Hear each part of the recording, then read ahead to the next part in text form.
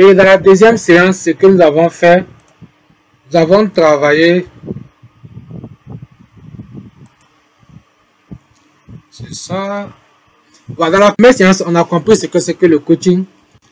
Et dans la séance 2, on a abordé l'entretien motivationnel. Aujourd'hui, on va aborder la psychologie de l'enfant et son influence sur l'apprentissage. Donc, pour aujourd'hui, c'est une formation que je viens d'animer en décembre passé avec une cinquantaine d'enseignants. Je me suis dit que ça peut beaucoup vous aider en tant que coach. Il y a des coachs ici en tant qu'enseignant, en tant qu'éducateur, en tant que psychologue, en tant que parent. Donc, s'il vous plaît, ce que je vais vous demander ici, c'est de faire preuve d'humilité. On est là pour apprendre et je ne suis pas là ici pour vous montrer que c'est moi qui connais plus que vous. Ok? Donc, je veux que vous mettez ça dans votre tête. Donc, aujourd'hui, c'est la séance numéro 3. La psychologie de l'enfant et son influence sur l'apprentissage.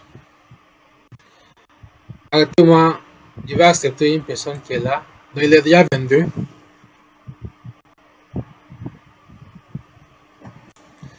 Est-ce que vous m'entendez et vous voyez mon écran? S'il vous plaît, écrivez-moi en commentaire. Est-ce que vous voyez mon écran? Est-ce que vous m'entendez? S'il vous plaît, je vais vous lire en commentaire. Est-ce que vous voyez mon écran? Est-ce que vous m'entendez? C'est très important pour moi.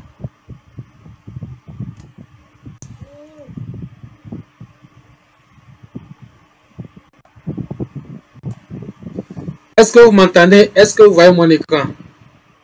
Ok, merci beaucoup. Ok, super. Là, ça me rassure.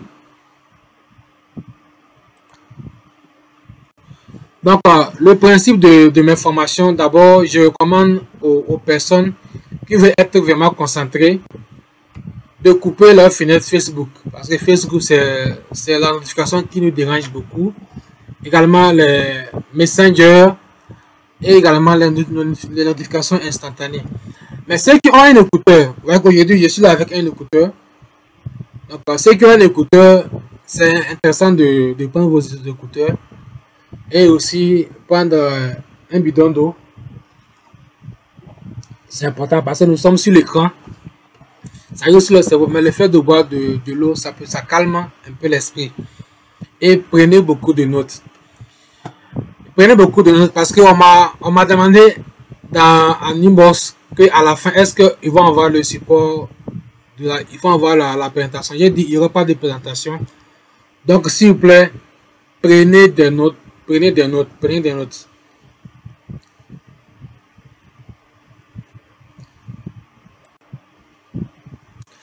Donc, l'objectif pédagogique de cette session, d'abord, c'est de comprendre les principales étapes du développement psychologique de l'enfant.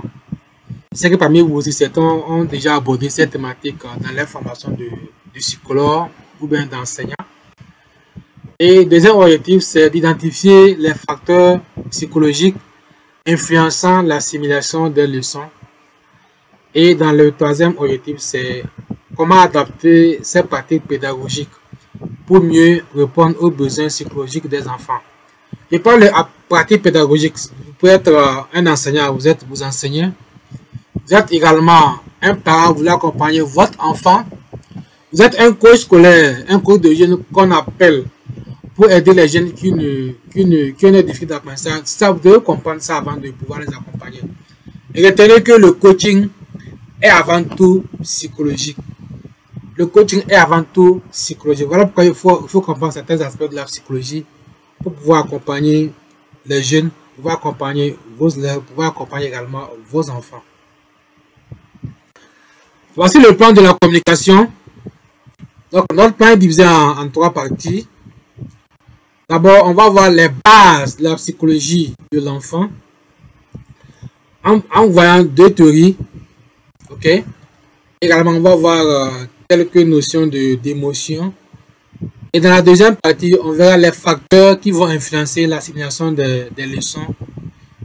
Et enfin, les techniques pour optimiser l'apprentissage. J'ose croire que nous qui sommes ici, on a tous des enfants. Hein? Donc, si on n'a pas des enfants qu'on accompagne, je crois que ça ne va pas nous servir. Déjà, j'aimerais que chacun de nous prenne une intention. L'intention, c'est quoi? C'est d'avoir un enfant en face de vous. Donc, ça peut être un de vos enfants. Mais si vous allez prendre tous les enfants, ça ne sera pas efficace. Prenez l'intention avec un seul enfant. Ça peut être votre fils qui est au CP1, qui est au C2, qui est au CM2, ok? Donc, prenez d'abord l'intention sur un seul enfant avant qu'on ne puisse commencer. Donc, moi, j'ai pris l'intention sur ma première fille, ok? Ok. Donc, on peut commencer. Quel rôle voulez-vous jouer dans le système éducatif? Quel rôle voulez-vous jouer dans le système éducatif? Je vais revenir ici vers vous pour qu'on puisse échanger. Vous allez voir devant vous deux éléments, ok? D'abord le thermomètre qui réagit et le thermostat qui s'adapte. Avant d'expliquer, je vais d'abord avoir votre avis.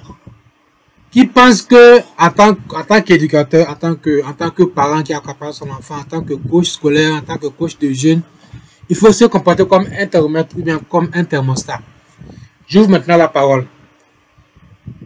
La parole à qui veut la prendre?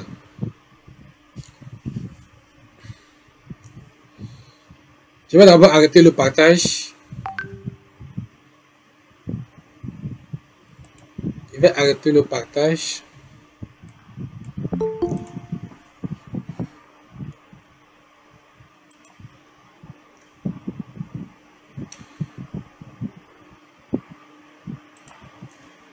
Donc, je suis à vous. Qui veut prendre la parole?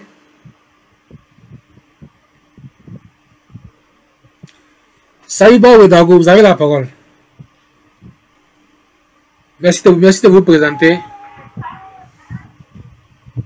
Et bonsoir à tous. Bonsoir. Et moi, c'est Ouedago Saïba. Oui, allez-y, allez-y. Ok. Moi, je pense que faut être plutôt un thermostat qu'un thermomètre parce que c'est que mesurer la situation. Quand le thermostat, lui, il s'adapte en fonction de la situation, effectivement, et de l'environnement ou bien des conditions qui sont là. Il essaie de réadapter et puis pouvoir continuer. Donc, je pense qu'on doit être plutôt un thermostat qu'un thermomètre. Merci. Merci beaucoup, monsieur Saïba. Donc, je vais prendre... il y a d'autres mains levées. Il y a Léontine Kangambega. J'ai bien prononcé, hein?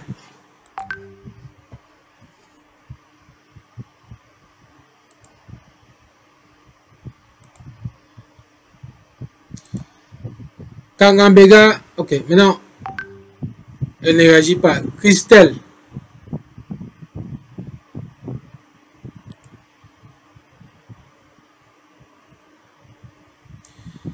Isiaka.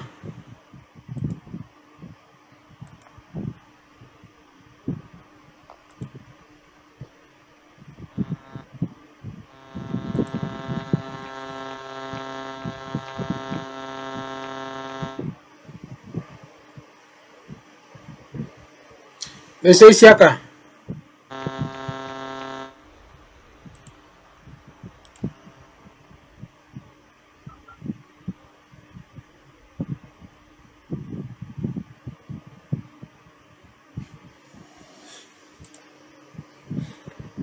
Ok.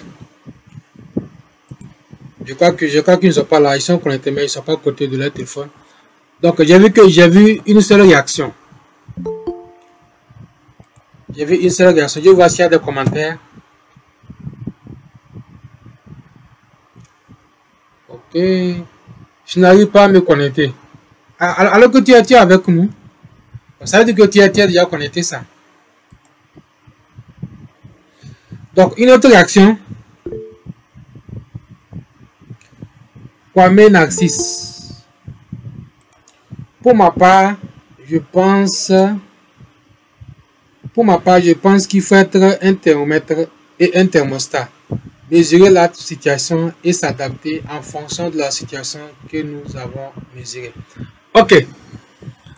Donc, merci pour vos réactions. Donc, déjà, je ne suis pas là ici pour vous critiquer. Ok. Donc, j'ai commencé sans me présenter. C'est pas ça qui est important. Je vais me présenter à la fin. Mais d'abord, j'ai été enseignant. J'ai enseigné en français ici à Ouaga pendant 7 ans. Et puis, j'ai juré que je ne vais plus revenir dans ce domaine-là. Parce que, pourquoi je le dis? Quand j'étais enseignant, j'ai vu des enfants qui souffraient. Mais je n'avais pas le pouvoir de les aider. On me dit non, c'est pas ton travail, fais ton cours. Mais moi, j'étais passionné par le fait d'aider les enfants. Je me suis dit, donc je vais me préparer et puis quitter ce domaine-là et faire ce que je suis en train de faire actuellement. Donc, ce sont des choses que j'ai d'abord appris, j'ai pratiqué et puis j'ai vu. Je peux vous donner tous les faits du système éducatif burkinabé et africain en général. Okay? Donc, normalement, on doit devenir comme des thermostats. Parce que quand on parle de la température réagit. Quand il fait chaud, vous allez voir que ça monte. Quand il fait froid, vous allez voir que ça descend. Mais le thermostat s'adapte. Le thermostat recule. Si vous le savez très bien, la plupart des gens se comportent comme des thermomètres. Ils sont en train de critiquer le système éducatif. Tout le temps, ils sont en train de critiquer les enseignants. Ils vont critiquer le système. Ils vont critiquer les médias. Mais eux, ils ne pensent pas que c'est eux qui doivent faire le travail. Donc, moi, mon intention pour vous ici, c'est de vous comporter comme des thermostats. Quand on se comporte comme un thermostat, qu'est-ce qu'on doit faire? On doit arrêter de dire que mon enfant ne vaut rien. Nos enfants n'ont pas le niveau. En tant que parent, en tant qu'enseignant, on doit faire tout possible pour que l'enfant ait le niveau. Même si l'enfant n'a pas le niveau, on doit pas le dire. Plus vous le dites, vous êtes en train de programmer l'enfant. Vous êtes en train de programmer nos enfants. Donc, en tant qu'enseignant, en tant qu'éducateur, en tant que parent, en tant que coach, on doit se comporter comme des thermostats. Parce que le thermostat s'adapte. Le thermostat recule. Donc, mon intention, c'est de vous amener à vous comporter comme des thermostats. Et je vous rappelle que je ne suis pas un conseiller. Je ne donne pas de conseils. Moi, je sais que les conseils, ça ne marche pas en tout cas. Avec les jeunes, les conseils sont inefficaces. Mais quand on est dans l'approche coaching, dans l'approche accompagnement, les stratégies marchent encore plus vite. Donc, mon nom, retenez certainement que je suis Anif Corridor. Okay? À la base, je suis un juge de formation. Je suis coach dans divers domaines. J'ai plus de 10 certificats dans le domaine de coaching. J'ai déjà formé 40 coachs dans l'éducation, coach parental, coach scolaire, coach d'adolescent. Et on a une formation à Abidjan qui va commencer le 10 février. Donc, on va vous donner les informations à la fin de cette session. Donc, après cet éclairage, on peut continuer. Donc, la première partie, les bases de la psychologie de l'enfant. Donc, ici, je vais aller posément pour que vous puissiez vraiment maîtriser cette partie-là. OK? Et ici, qu'est-ce qu'on va voir? On va voir d'abord les étapes du développement psychologique de l'enfant. On verra ensuite les facteurs émotionnels et sociaux dans l'apprentissage. Donc, je vais posément pour que vous puissiez prendre des notes. OK? Donc, ça, c'est ce qu'on verra dans cette première partie. Donc, déjà, les étapes du développement psychologique. On va aborder ici deux théories. Il y a d'abord la théorie de Piaget sur le développement cognitif. Et ensuite, la théorie de Lev. Vous allez m'excuser, moi, le nom là, ça me fatigue beaucoup. Hein. Théorie de Lev Semyonovitch-Vygotsky. Donc, je vais retenir Lev pour aller encore plus facilement. On va aborder ces deux théories-là. On va en même temps faire un cas pratique pour voir si on a compris les deux théories-là. Si on comprend ces deux théories-là, on va plus se fâcher en tant que parent, en tant qu'enseignant, en tant que répétiteur, en tant que coach. On sera plus patient avec les enfants. Parce qu'on ne comprend pas, qu'on pense que les enfants ne connaissent pas, ils ne valent rien. Mais si on comprend cette deux théories-là, ça va beaucoup nous aider en tant que parents, en tant qu'éducateurs. On commence par la théorie de Piaget. Donc Piaget, je sais qu'il m'a été de vous le connaître Piaget. Parce que si on a fait une formation d'enseignant, je sais qu'on fait qu'il y a un module aussi de développement psychologique de l'enfant. Donc Piaget, c'est qui? C'est un biologiste, c'est un psychologue et épistémologue suisse connu sous ses travaux en développement, en psychologie du développement. Donc si vous avez fait les cours de psychologie du développement, vous connaissez Piaget. Ça, on va passer. Mais on va prendre sa théorie. Ok? Donc, regardez bien sur votre écran. Donc, c'est une théorie en 4 étapes, ou bien en 4 stades. Ok? Le premier stade, c'est le stade sensorimoteur. Et ça comprend entre 0 à 2 ans. Ok? Donc, tout ça, on va voir le développement devant. Donc, l'étape 1, c'est l'étape sensorimoteur. C'est entre l'âge de 0 à 2 ans. Deuxième étape, deuxième stade, c'est le stade de préopératoire. C'est de 2 à 7 ans. Donc déjà, quand on parle de 0 à 2 ans, on peut chez nous ici au Burkina, on parle de...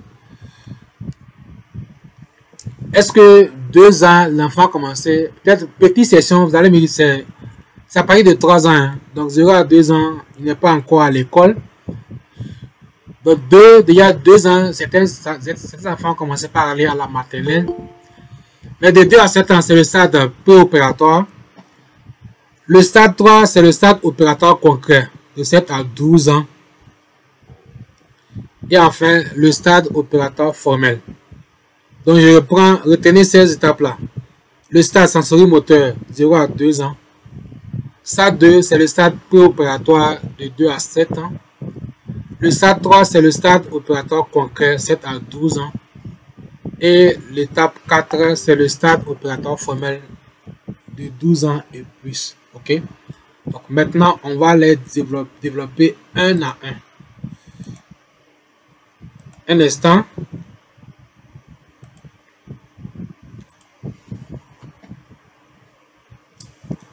C'est pas trop rapide, hein? Je vais vous laisser le temps de noter cette partie-là. Parce qu'on aura fait un cas pratique après. Ok? Si on comprend cette partie, ça va beaucoup nous aider.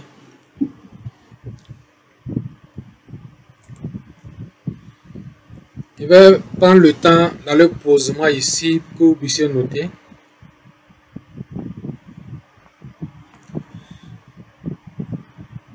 Donc je reprends. Stade 1, c'est le stade sensorimoteur, comprenant entre 0 à 2 ans. Le stade 2, c'est le stade préopératoire entre 2 à 7 ans.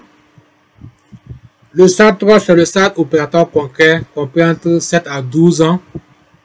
Et enfin, le stade opératoire formel qui comprend entre 12 ans et plus. Ok.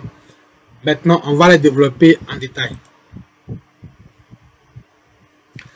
Donc, l'étape numéro 1, le stade sensorimoteur. Là, c'est compris entre 0 à 2 ans. Là, qu'est-ce que vous allez développer? C'est le développement de la motricité et des premières notions causales. Qu'est-ce que ça veut dire? Donc, c'est ça que vous voyez devant. Je vais en même temps expliquer et puis revenir prendre un exemple concret. Donc, ce stade est marqué par la découverte du monde à travers les sens.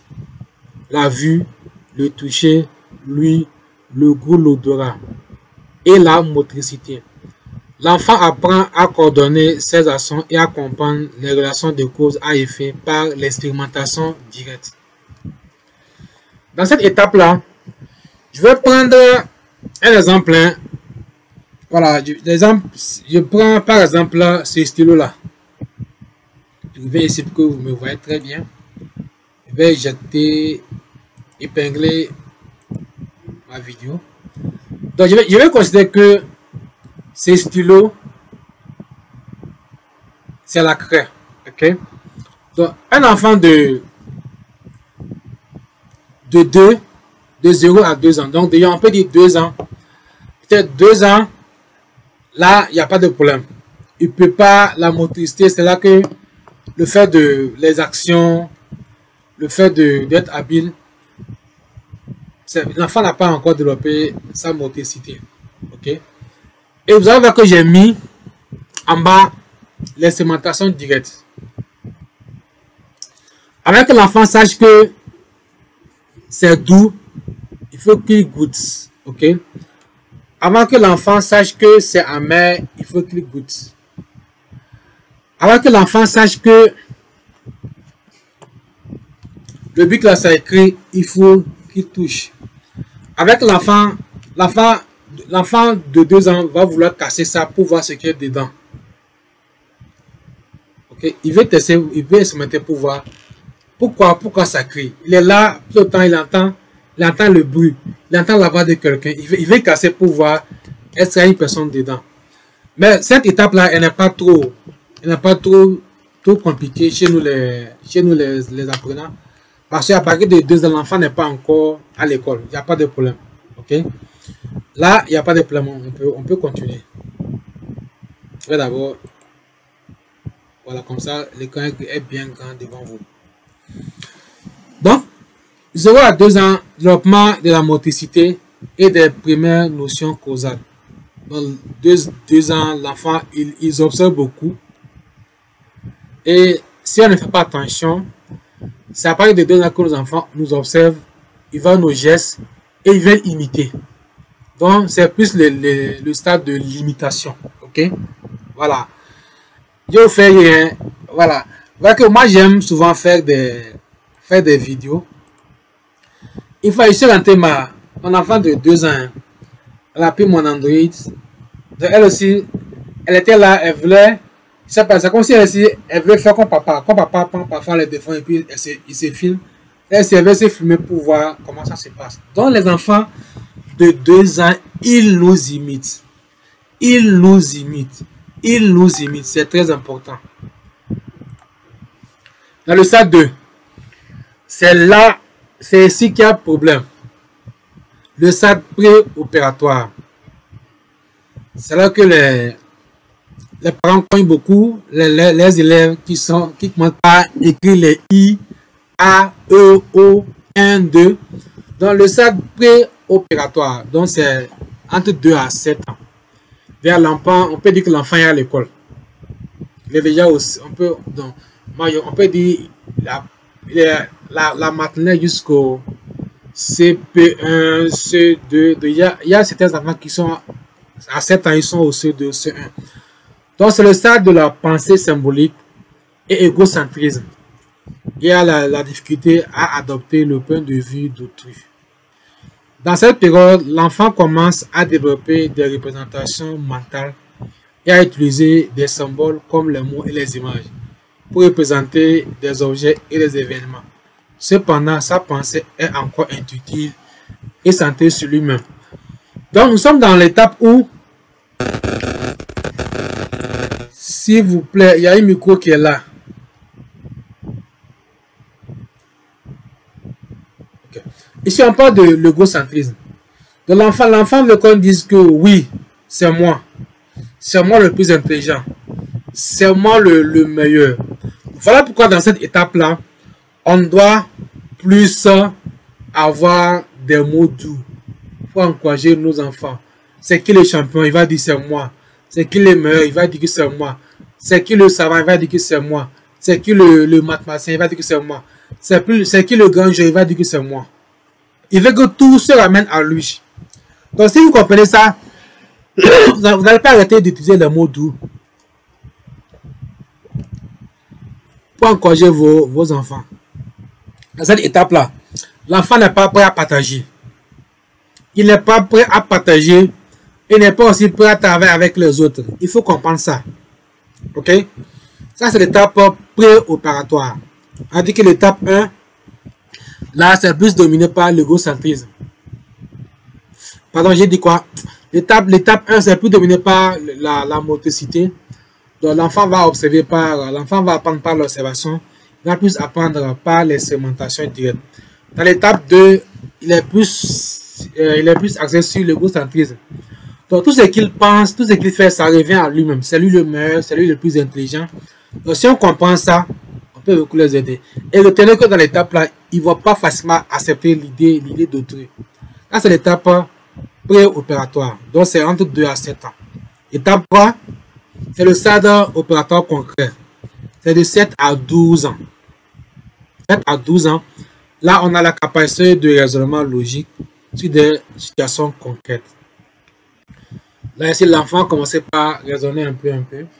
Okay. L'enfant devient capable d'appliquer des opérations logiques, mais uniquement sur des objets concrets, des situations réelles. La pensée devient plus organisée et flexible. Déjà dans cette étape-là, l'étape de 7 à 12 ans,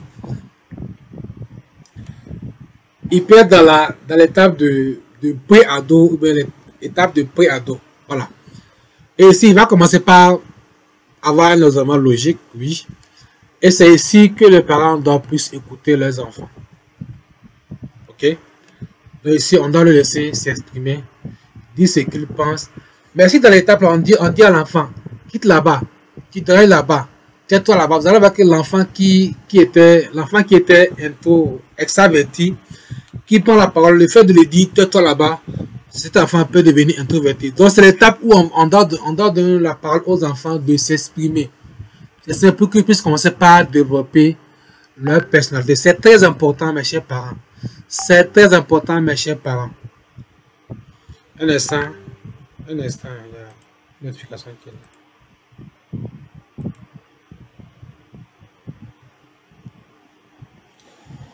Ok, c'est bon.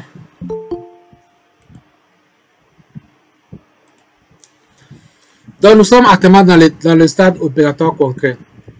Là, c'est dans cette étape que l'enfant commence par raisonner. Donc, chers parents, chers éducateurs, c'est l'étape où l'enfant, on doit aider plus l'enfant à s'exprimer. Lui donner l'espace, l'écouter. Mais si on crie sur l'enfant, tais-toi là-bas, tu poses toutes les questions, c'est très dangereux. Le dernier étape, c'est le stade opératoire formel. Là, c'est la capacité à penser de manière abstraite et à résoudre des problèmes complexes. Là, nous sommes avec les adolescents et les jeunes. Donc, ce stade marque l'apparition de la pensée hypothético-déductive qui permet à l'adolescent de raisonner sur des concepts abstraits et de planifier à long terme. Donc, ça veut dire quoi? Donc, dans l'étape 1, le stade 1, le stade 2, ça va vous demander plus de patience. Ça va vous demander plus de patience. Si un parent accompagne un élève, son enfant qui est au cours primaire, un enfant de CP1, CP2, qui n'a pas encore appris à tenir la craie, et puis on lui cogne. Il écrit I, il n'est pas bien écrit, on le cogne. Vous ne comprenez pas. Vous êtes en train de détruire cet enfant-là. Est-ce que vous avez bien lu, vous avez bien formé les lettres? Même quand vous êtes pressé avec nos enfants. Donc l'étape 1 et 2, ça va nous demander plus de patience. Surtout plus de patience lorsque nous sommes enseignants. Lorsqu'on va encadrer des enfants. Ok? Voilà. Et le dernier étape sur laquelle nous sommes, nous allons avoir en face de vous des adolescents qui vont vous... qui ne sont pas prêts à céder à leurs idées. Vous allez penser que maintenant mon adolescent là, on dirait qu'il est impoli. Non, c'est le stade où l'enfant veut affirmer son identité. Il ne veut pas accepter facilement les choses. Il se dit que lui aussi il est un garçon. Voilà pourquoi en termes de débat avec nos adolescents, c'est comme si ce ne sont pas nos enfants. Donc, il est important qu'on comprenne ces 4 éléments-là. Okay.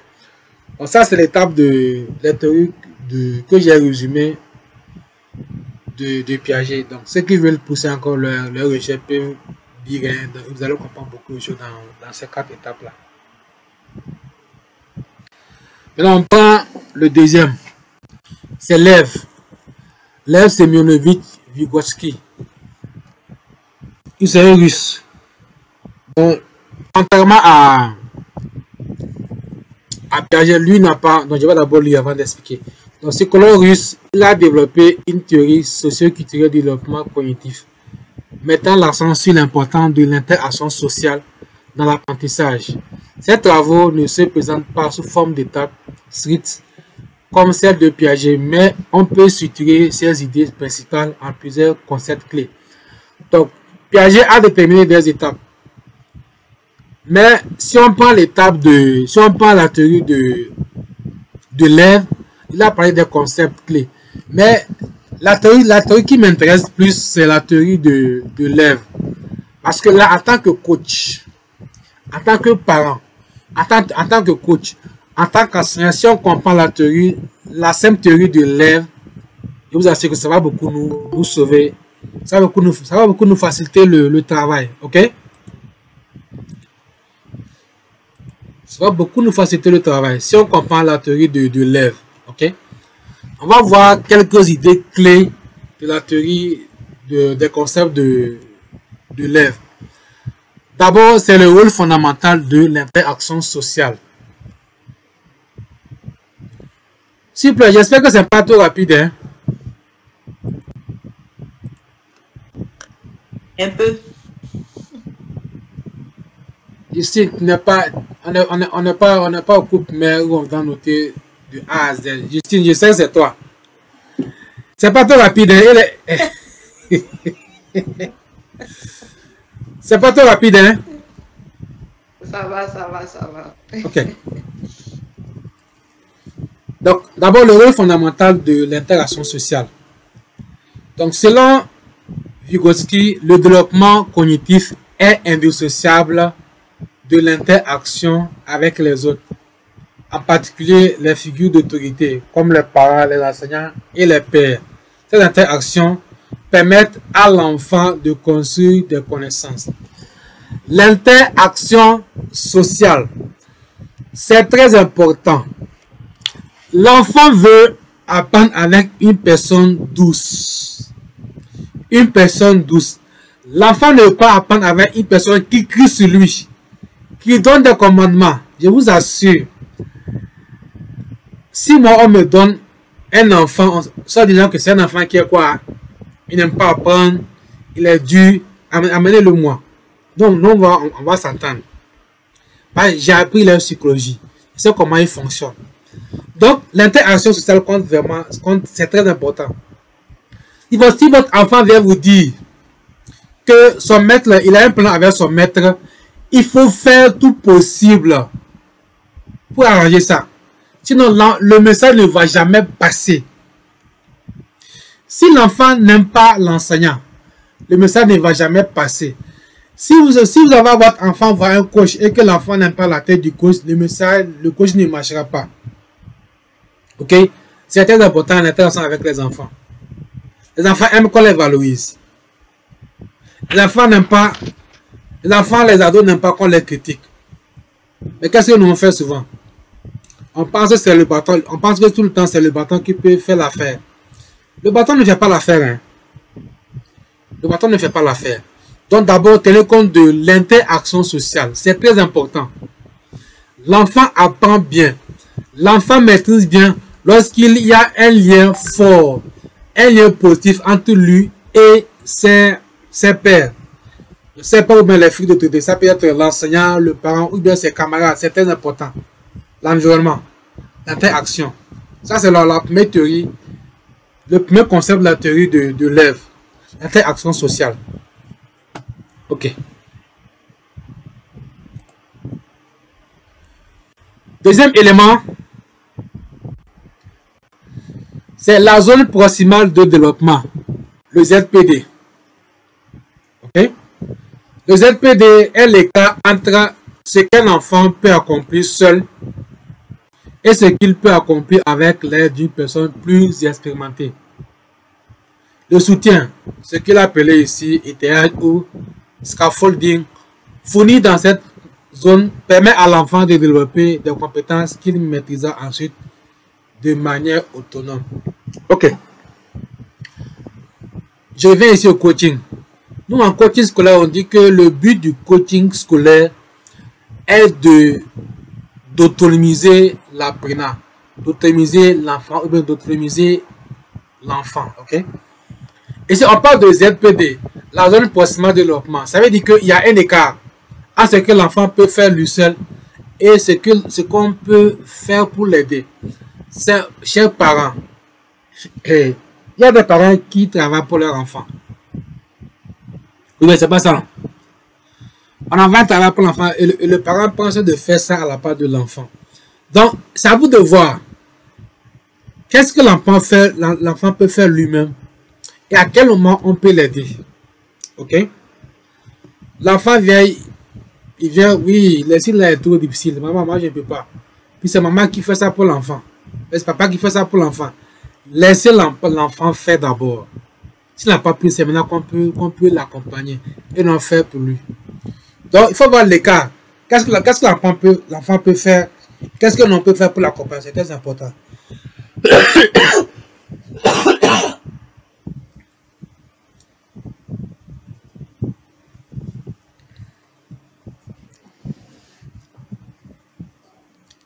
Je vais poser pour que vous puissiez noter. Il y a certains qui font des captures pour que ça puisse leur permettre de faire leur capture. Donc, ZPD.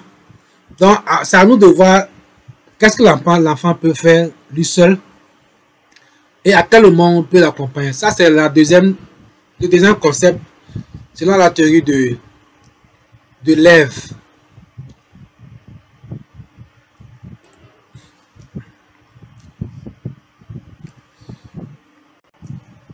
Le troisième concept, c'est le langage. Le langage comme outil de pensée et d'apprentissage. Vygotsky considère le langage comme essentiel au développement cognitif. Le langage social, ce qu'on appelle l'interaction avec les autres, on a vu ça, évolue en langage privé, parler à soi-même, puis en langage intérieur pensé. Cette transition reflète le passage de la régulation externe à l'autorégulation. Qu'est-ce que ça veut dire de façon terre à terre? On appelle de ZPD.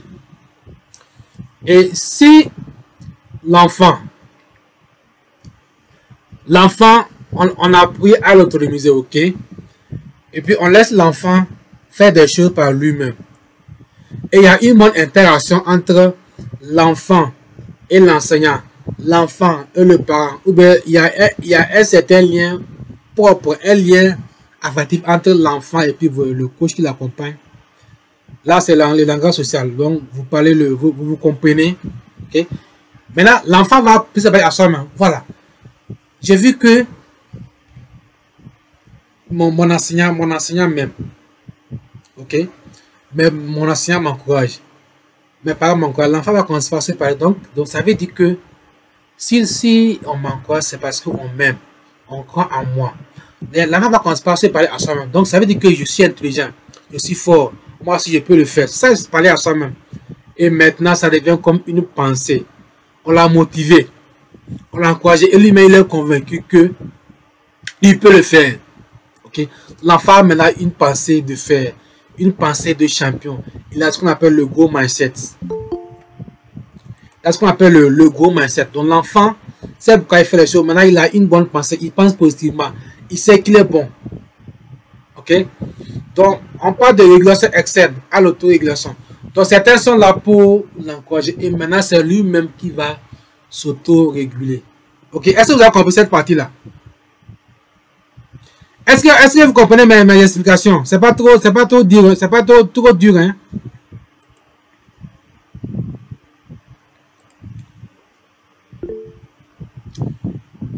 Ok, c'est bon, oui. Ok, ça va. Ok, ça va. Là, Dieu merci. Yes. On va au quatrième concept. C'est l'apprentissage précède le développement. Contrairement à Piaget, Vygotsky affirme que l'apprentissage stimule et guide le développement plutôt que l'inverse. L'exposition à des défis cognitifs favorise le progrès. Donc, ce que ça veut dire concrètement ici, l'enfant doit doit au jour le jour. Avant de pouvoir maîtriser quelque chose, il faut pratiquer. Il faut pratiquer. Il faut pratiquer. Il faut pratiquer. Et il faut exposer l'enfant à des défis. Oui. Dans le fait de résoudre un problème. Il fait ça aujourd'hui. Demain, il fait la même chose. Après, il fait la même chose. Le fait de répéter. Là, il va se développer. S'il vous plaît, excusez-moi.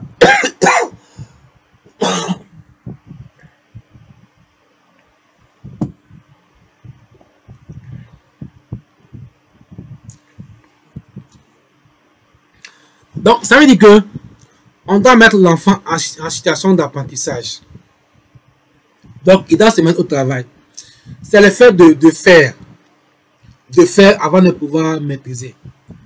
Donc, on va mettre l'enfant au défi. Voilà pourquoi on donne des exercices de maison aux enfants. Mais en dehors de ça, si on veut les aider en tant que parents, on doit les mettre des défis. Donc, il ne faut pas tout le temps exposer l'enfant au répétiteur. Laissez l'enfant apprendre par lui-même. Il va apprendre de ses erreurs et il va progresser. Donc, l'apprentissage précède le développement. Je prends mon cas. Hein. Je vous assure, moi, je ne pourrais pas faire des formations comme ça en ligne. J'avais tellement peur. Mais c'est le fait de faire ça plusieurs fois, plusieurs années, que maintenant, c'est encore plus à l'aise que moi. C'est que vous qui êtes là, vous avez envie de faire, mais vous avez peur. Mais quand on fait ça une fois, 2 fois, 3 fois, 4 fois, on va penser que vous êtes un expert alors que vous avez commencé au plus bas échelle avant de pouvoir maîtriser. C'est très important cette étape-là. L'apprentissage précède le développement. Donc maintenant, on va faire la synthèse de la théorie de l'élève. Ok, on va faire un résumé.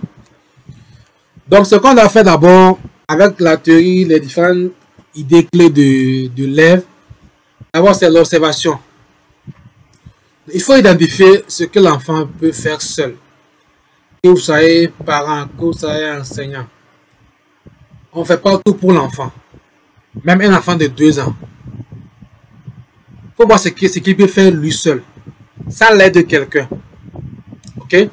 Une fois qu'on va quitter l'étape de l'observation, on va maintenant à l'étape de l'étayage. C'est ce que j'appelais le scaffolding là, le ZPD. Donc fournir une aide adaptée dans la zone proximale de développement.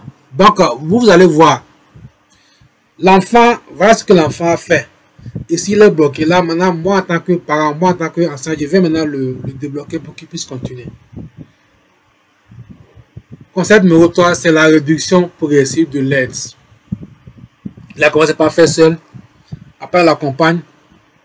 On l'accompagne peut-être, si on veut l'aider, on peut l'aider à 50%. Ok. Maintenant, dans la réduction progressive de l'aide, maintenant, on revient à 25%. Là, il faut permettre à l'enfant de devenir autonome. C'est très important. Chers parents, ce n'est pas tous les enfants qui ont besoin d'un répétiteur. Je répète, ce n'est pas tous les enfants qui ont besoin de répétiteurs. Ok? Donc, essayez de voir qu'est-ce que l'enfant fait. L'enfant peut faire sans répétiteur, même sans vous. Et on est dans l'étape de la réflexion. Encourager l'enfant à verbaliser et réfléchir sur ses actions pour renforcer l'apprentissage. Ok. Donc, voilà un peu le résumé, ce qu'il faut retenir sur la théorie de l'élève. Donc, si vous devez retenir la théorie de l'élève, c'est cette partie qu'il faut retenir. Il faut vraiment la capturer. Observation, étayage, réduction progressive de l'aide et la réflexion. C'est très important.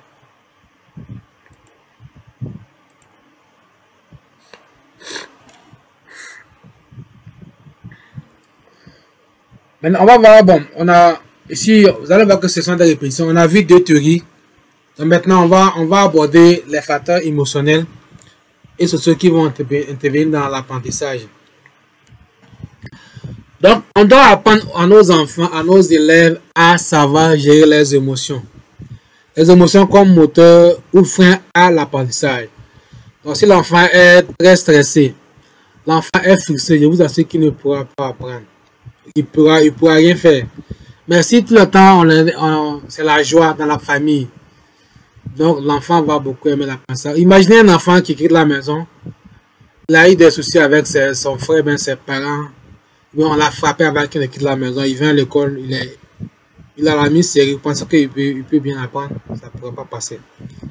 Donc, on doit enseigner ce qu'on appelle l'intelligence émotionnelle à nos enfants.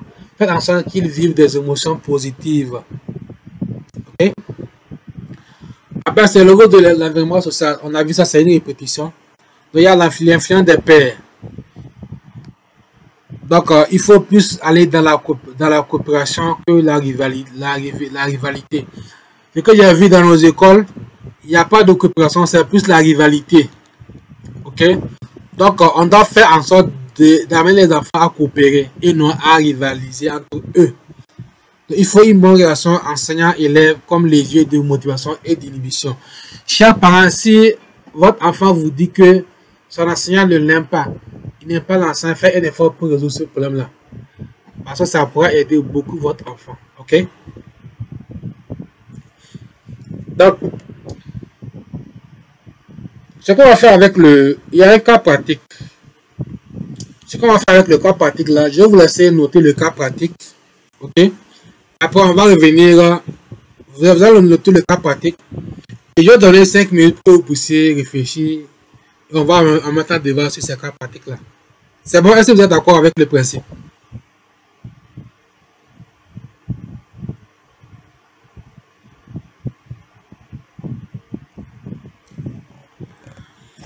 Ah, d'accord avec le principe? Ok, ça marche. Okay. Donc, cas pratique.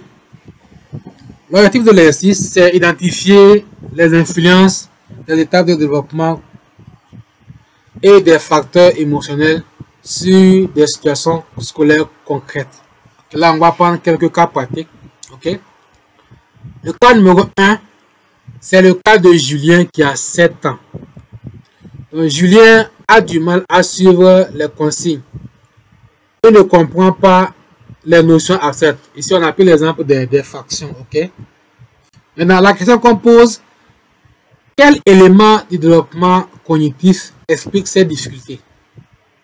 Je vais vous laisser le temps de noter ce cas pratique. Julien a du mal à suivre les consignes et ne comprend pas les notions abstraites. Donc, on a pris l'exemple des fractions. Donc, question, quel élément du développement cognitif explique cette difficulté? Ça, c'est le premier cas avec Julien. Le cas numéro 2, c'est Sarah qui a 10 ans. Sarah est très anxieuse avant chaque évaluation, ce qui affecte ses performances, bien qu'elle connaisse bien ses leçons. Question, quels sont les facteurs émotionnels et sociaux en jeu? Là, je vais aller poser-moi pour que vous puissiez noter.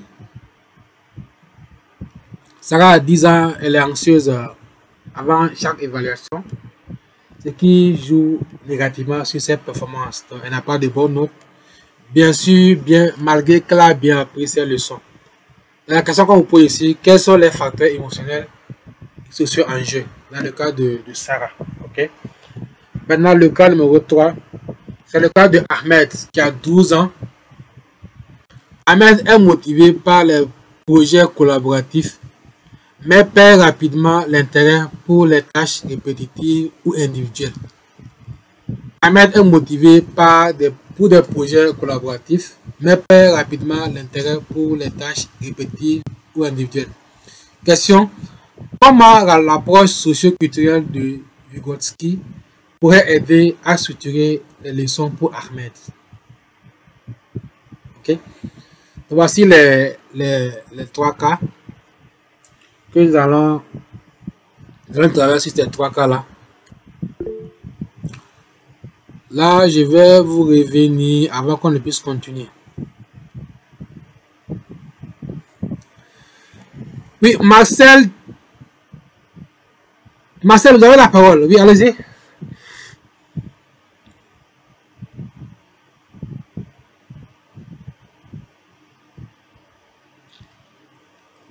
Marcel, vous avez la parole, Marcel. Oui, merci coach de m'avoir donné la parole. À mon sens, c'est un peu rapide parce que ce sont des cas pratiques. Il est peut-être important pour nous de noter. On ne peut pas noter. Voici ce que moi je préconise. On peut prendre chaque cas pratique qu'on fait au lieu de tout faire en même temps. Par exemple, je n'ai pas pu noter un seul cas. Ok, là je vais revenir. Je vais revenir en arrière pour que vous notez. Je vais revenir en arrière.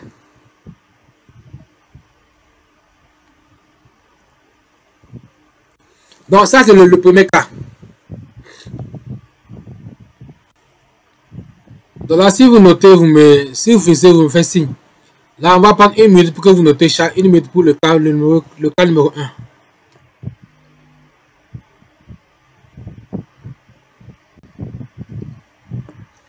Donc le cas 1 c'est Julien qui a 7 ans. Julien a du mal à suivre les consignes et ne comprend pas les notions abstraites. L'exemple des fractions. Question: quel élément du développement cognitif explique cette difficulté? On a parlé des théories de Piaget et les concepts de Lève. Donc on va voir quelles sont les difficultés qui expliquent, quels sont les éléments qui expliquent cette difficulté de Sarah. Pardon, de Julien plutôt, pardon, Julien. Si vous avez compris les étapes de Piaget, vous allez facilement vous retrouver. Ouais, coach, j'ai pris, comment on appelle, le premier cas. Ok, là nous sommes dans le cas numéro 2. Sarah a 10 ans. Sarah est très anxieuse avant chaque évaluation, ce qui affecte ses performances, bien qu'elle connaisse bien ses leçons. Question: quels sont les facteurs émotionnels et sociaux en jeu?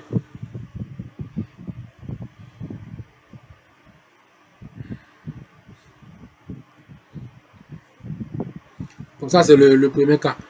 Et le second cas là, c'est il y a plein de ces cas comme ça dans nos écoles avec nos enfants. Il va vous dire que non, moi j'ai bien appris. Non, j'ai bien appris, mais arrivé devant la fin de la main, j'ai carrément oublié. Mais c'est quand il sort, c'est quand il ressort qu'après, il voit que non, les idées ne commencent pas à revenir. Donc, quels sont les facteurs émotionnels et sociaux en jeu? Maintenant, c'est bon? Oui, c'est bon. Maintenant, le dernier. Ok. Donc, là, c'est le cas de Ahmed.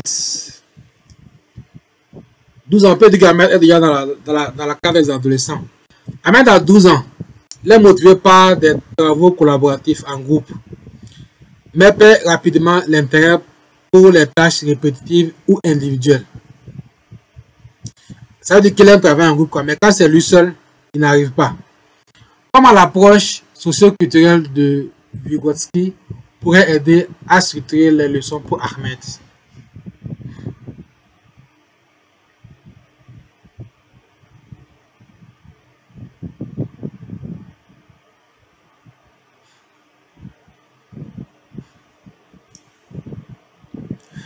Donc pour cette formation, ceux qui vont rester à la fin, bon, peut-être que je vais vous donner une attestation de participation pour les enseignants. Ça va vous aider dans votre pour remplir vos CV. Bon, merci coach. Ok. Comme je disais, je vais offrir une attestation de participation aux enseignants. Je parle de ceux qui sont ici avec nous à Ouaga.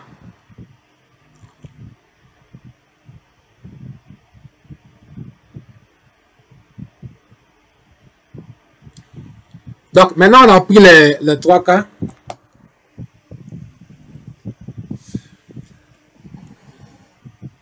Est-ce que vous avez des questions par rapport au cas qu'on vient de voir? Vous avez des questions?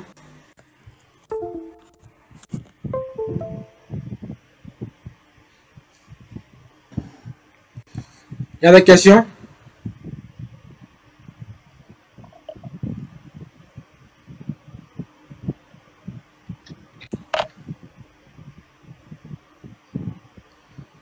Donc, comme vous avez les cas, on va aller à la fin. Et après, on viendra prendre les cas et puis échanger. C'est bon, on peut continuer. Vous avez des questions?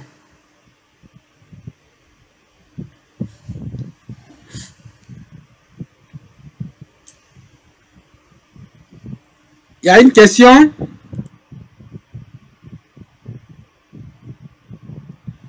Je vois dans les commentaires, pas de questions pour le moment. Ça veut dire que s'il n'y a pas de questions, ça veut dire qu'on peut continuer ça. Ok, on bouge.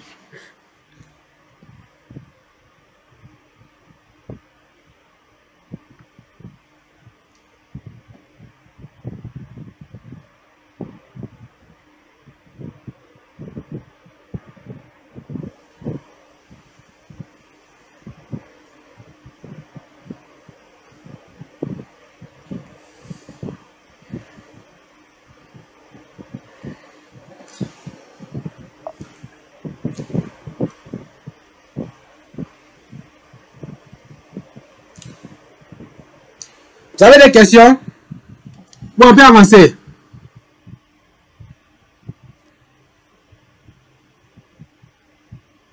Donc, ce qu'on va faire, je vais vous donner 5 minutes. Ou bien, c'est pas mieux. Vous allez réfléchir un peu sur le cas. Et là, on va continuer.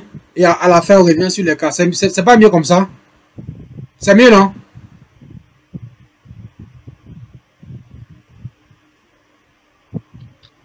Ok, ça marche. Donc, je vais vous donner 5 minutes. Et on viendra continuer. C'est bon.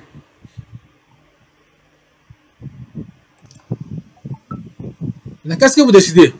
On va aller à la fin avant de revenir répondre au cas parti, mais on va répondre en même temps. Mais moi, à mon avis, j'aimerais qu'on finisse les slides. Et maintenant, on va revenir pour répondre au cas pratique. On peut écrire dans les commentaires ou bien on peut prendre la parole et puis expliquer. C'est bon. Si c'est qu'on était dans Zoom, j'allais créer des classes pour que chacun puisse aller dans une classe, vous faites ça ensemble quoi. Mais comme on est dans Google Meet, je ne peux pas le faire. Qu'est-ce que vous décidez? On continue, non?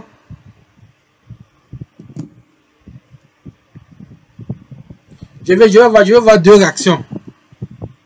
Je peux faire qu'on aille à la fin et après on va revenir.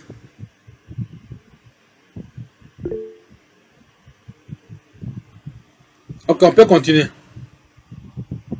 Super. Là, je reprends le partage.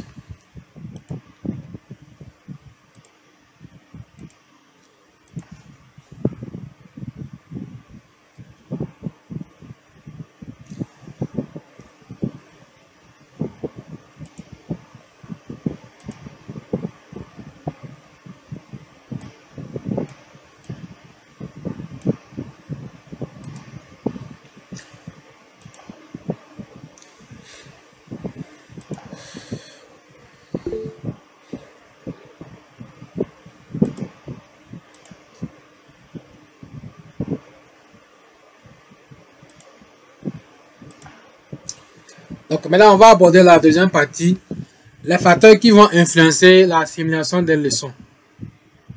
Ici, je vais aller encore plus rapidement. Ok? Je vais aller encore plus rapidement. Donc, voilà les facteurs qui vont influencer la simulation des leçons. On va parler de 3 facteurs. D'abord, on va aborder les besoins fondamentaux de l'enfant avec la pyramide de Maslow. On verra ensuite les troubles et les difficultés. Mais pour les troubles et difficultés, là-bas, je ne vais pas aller en détail.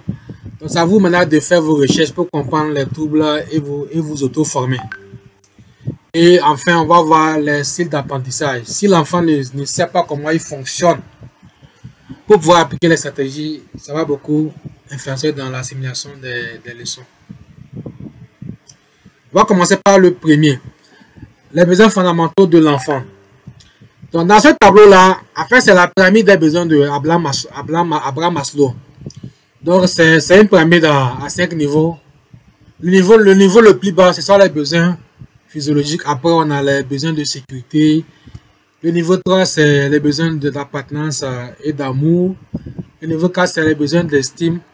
Et le niveau 4, ce sont les besoins d'accomplissement. Mais là, j'essaie de le mettre dans un tableau pour que vous puissiez comprendre. Ok? Là, on parle d'abord les besoins physiologiques. C'est d'abord l'alimentation, le sommeil et bien l'hygiène. Est-ce que l'enfant, votre élève, est-ce qu'il arrive à... Est-ce qu'il mange? Est-ce qu'il n'a pas faim? Si on a faim, là, on peut pas apprendre. Hein? Ok? Imaginez que je suis ici, là. Si j'aime pas manger, alors là, pensez que j'allais être avec vous ici. Donc l'alimentation, le sommeil et puis l'hygiène. Ça, c'est les besoins de base. Là, ici, l'exemple qu'on a donné, on dit quoi? Un enfant qui manque de sommeil ou de repas aura des difficultés à se concentrer en classe. Ok? Et on a plein d'enfants comme ça. L'enfant est là, l'enseignant parle, l'enfant n'est pas là parce que l'enfant a faim. Ou bien l'enfant mange mal. L'enfant ne dort pas, il manque de sommeil. L'enfant ne se lave pas. Tout ça, ça compte dans l'apprentissage. L'enfant ne mange pas, ou bien il ne mange pas bien. L'enfant manque de sommeil. L'enfant ne se douche pas. Il a une mauvaise hygiène de vie. Il ne peut pas bien mémoriser. C'est très important. Les besoins de sécurité, deuxième besoin, il faut un environnement stable, absent de menaces ou de stress. Un enfant qu'on menace tout le temps, on l'insulte, il n'est pas en sécurité en classe, il ne peut pas apprendre. Un enfant à la maison, les parents se bagarrent, les parents le menacent, les parents le chicotent. L'enfant est stressé, vous pensez qu'il pourra bien apprendre, il ne pourra pas apprendre. Donc, exemple, l'impact du climat familial instable ou d'un environnement scolaire conflictuel sur la capacité d'attention. Donc, c'est ce que j'ai dit. Les parents ne s'entendent pas. L'enfant à la maison, tout le temps, il va papa et maman se frapper. Tout le temps, ce sont des injures.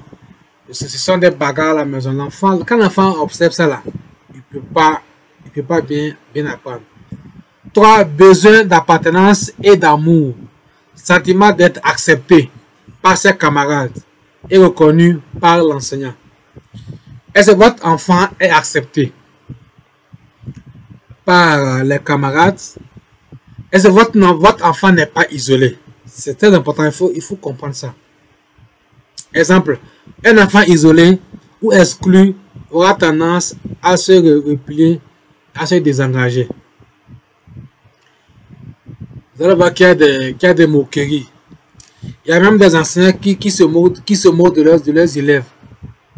Les enseignants qui se moquent de leurs élèves. Moi, j'ai dit même de leurs enfants, devant leurs camarades. C'est pas bien. 4. Besoin d'estime, reconnaissance de ses efforts, valorisation des réussites, l'encouragement. L'enfant aime qu'on l'encourage. L'enfant aime qu'on reconnaisse ses efforts, qu'on reconnaisse ses réussites. Même s'il n'a pas atteint la main, est-ce qu'il y a eu un progrès?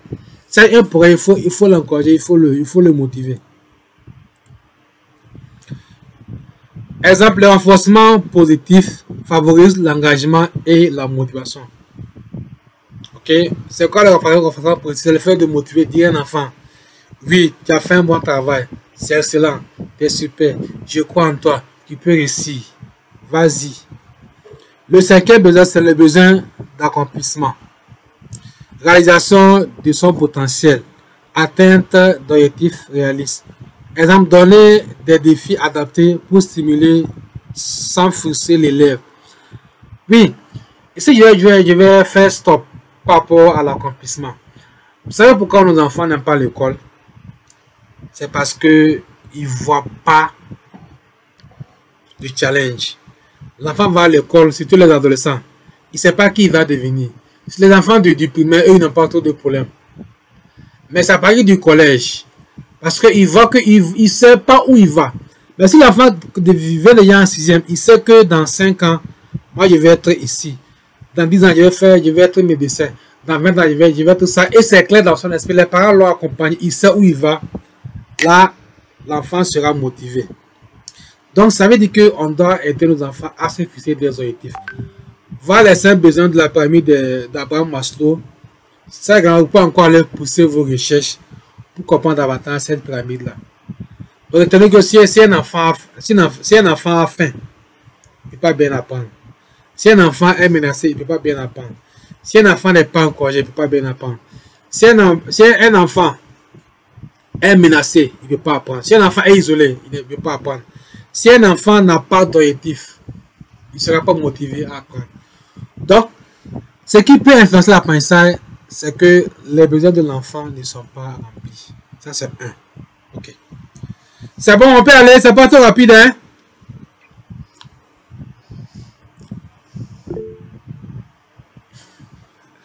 Il s'agit qu'on parle, oui. Tu veux dire quoi? Ah, ok. Ça, vous avez compris un peu la pyramide. Abraham Maslow, vous pouvez encore aller faire vos recherches. Hein. Avec la lecture, vous allez encore comprendre la pyramide de Maslow. Même si actuellement, elle est critiquée. Mais en fait c'est la base, quoi. Il faut quand même comprendre la base. Et second, ce sont les troubles et les difficultés pouvant impacter l'apprentissage. Ça également, vous allez encore faire vos recherches. Le TDAH, trouble de l'attention avec ou sans hyperactivité. Difficulté à rester concentré ou bien l'impulsivité. Que mon enfant n'est pas concentré. Mon enfant ne reste pas tranquille en classe. Est-ce qu'il n'est pas atteint de TDAH? Ici, je ne vais pas aller en détail. Le TDAH, il y a une formation complète pour ça. Donc, mais ceux qui veulent s'auto-éduquer peuvent aller acheter des livres pour apprendre sur le TDAH. Ok? On a ensuite la dyslexie. Ça, ce sont les difficultés dans la lecture et l'écriture. Il y a également la dyscalculie. Donc, retenez qu'il y a ce qu'on appelle le trouble 10. Dysphasie, dyslexie, dyscalculie. Dans cette partie, je veux que vous allez aller encore pousser vos recherches pour comprendre. Normalement, vous voyez ces éléments-là. Ceux qui veulent être des coachs, même si vous n'êtes pas des psychologues, ça ce sont des trucs de psychologie, vous devez quand même maîtriser ces éléments-là. Donc le coaching, ce n'est pas la psychothérapie, mais quand même, si vous comprenez un peu ces éléments-là, ça va vous aider en tant que coach club, en tant que coach des adolescents. Mais cette partie, c'est important en tant que parent de comprendre ça. En tant qu'enseignant de comprendre ces éléments-là. Donc, je vous encourage à aller encore faire vos recherches pour comprendre c'est quoi le TDA, c'est quoi les troubles 10. Ok? Ça peut impacter sur l'apprentissage de nos enfants. Ok? Le troisième élément. Pardon. Nous sommes toujours dans les troubles qui peut affecter l'apprentissage. On a d'abord les troubles cognitifs. Il y a le TDAH et les troubles 10, dyslexie, dyscalculie, dysphasie. Allez encore faire vos recherches, ok? Puis dans les troubles, on a les troubles émotionnels et psychologiques. Il y a l'anxiété scolaire. Il y a le stress qui est lié aux évaluations. Il y a également la peur de l'échec. Il y a le manque de confiance en soi de nos enfants. Les blocages face aux tâches nouvelles ou difficiles. Le growth mindset. Là, je vais prendre le temps pour expliquer ce qu'est le growth mindset. C'est un mot anglais qui veut dire en français l'état d'esprit de croissance. L'état d'esprit de croissance. Donc, il y a un psychologue qu'on appelle Carol Dweck, elle est américaine. Elle a fait une étude sur 2 catégories d'enfants, pour ne pas dire élèves. Elle a constaté que les enfants qui ont ce qu'on appelle l'état d'esprit fixe se disent qu'ils sont bons, qu'ils sont meilleurs. Mais lorsqu'ils sont en face d'une difficulté, facilement ils abandonnent. Mais quand on pense qu'ils ont développé l'état d'esprit de croissance, et ils se disent que même si dans l'instant T, je ne maîtrise pas, je ne connais rien, je peux devenir meilleur en me développant chaque jour. Okay? C'est l'idée qu'il faut avoir. Même si c'est dur, nous aussi on va y arriver. Moi, on m'a dit quoi? On m'avait dit quoi quand je suis arrivé en seconde? Que l'allemand c'est trop dur. Mais on a fait l'allemand, on est arrivé ici. Il y a des choses qu'on nous a dit. Mais nous on a dit que c'est faux. Si les autres sont passés, nous aussi on va passer par là. Et on a pu le faire. C'est ça le growth mindset. Ok? Donc, les troubles émotionnels et psychologiques, l'anxiété scolaire, le manque de confiance en soi. Maintenant, comment vous allez repérer ces signes-là? Donc maintenant, vous allez commencer par repérer, vous allez commencer par observer vos enfants. Peut-être, quand je dis enfants, c'est ça peut-être également vos élèves. Hein? Vos enfants, vos élèves. Il y a des troubles récurrents d'attention. il n'est pas attentionné, il est turbulent, il n'est pas concentré. Il se peut qu'il y ait des troubles, mais ce n'est pas vérifié à 100%. Il faut observer. Il y a également des retards dans l'exécution des consignes. Vous allez voir que votre enfant, l'élève là, il est trop lent. Il est trop lent. Et puis cette lenteur là, c'est excessif. Ok? Il y a également enfin des réactions émotionnelles disproportionnées. Il pleure beaucoup. Il se met tout le temps en colère. Il se décourage facilement. Donc il faut commencer par observer. Si vous voyez ces signes là, donc c'est sûr qu'il y a des troubles. Okay, soit il y a l'anxiété, soit il y a un problème de manque de confiance en soi. J'avais fait une vidéo de 1 minute où j'ai expliqué que si un enfant dit que c'est trop dur, je ne peux pas, je suis né en maths en anglais, c'est que si vous fouillez bien, l'enfant n'est pas nul. C'est qu'il y a soit un manque de confiance en soi, soit c'est un signe de découragement. Et vous fouillez très bien, c'est pas qu'il ne sait pas. Parce qu'il manque de confiance en lui. Ou bien, il y a un découragement. Il faut fier bien. Ok? Voilà.